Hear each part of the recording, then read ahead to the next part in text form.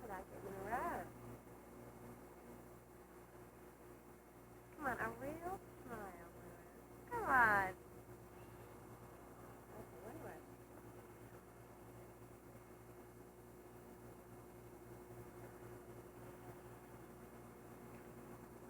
No, he's smiling. Christmas 1988. That's looking down at the spillway. With the trucks in the background. There goes the Colorado River. Here comes up the dam. The road. You see, there goes the truck around the side of the road. See the guy walking down there?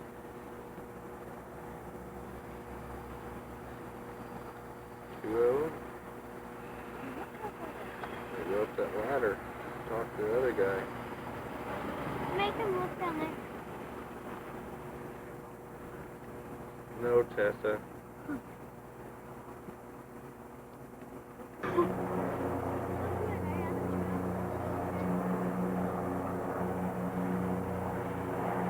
They're looking down Hoover Dam. Out across. There it goes out the Colorado River.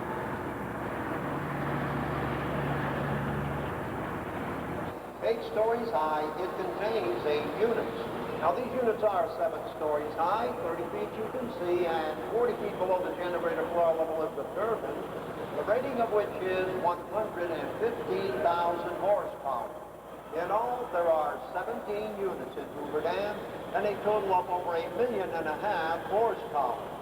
Now the shaft you see in front of you, when fully assembled, is 65 feet in length, 38 inches in diameter, and it weighs over 100 tons. In all,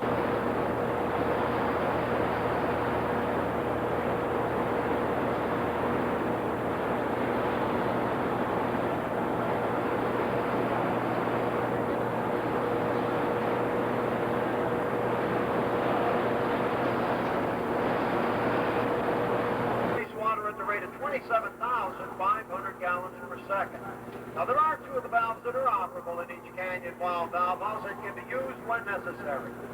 Now, you'll also notice the tunnel at the far end of the ramp where we're standing. Now, this is a means in which the vehicles that you see parked along here enter and leave the ramp area. Now, the road goes right through that canyon wall for approximately 2,000 feet, then up against the mountainside in front of us. It in turn goes up to the main highway leading towards Boulder City. Now, anything that won't fit into that tunnel, such as heavy equipment, semis, and what have you, is lowered onto the ramp area by our cableway system you see stretched across the canyon walls above us. Now, that system is over 600 feet in height from where we're standing. Those 6 cables are 3.5 inches in diameter each, and it has a lifting capacity of 150 tons.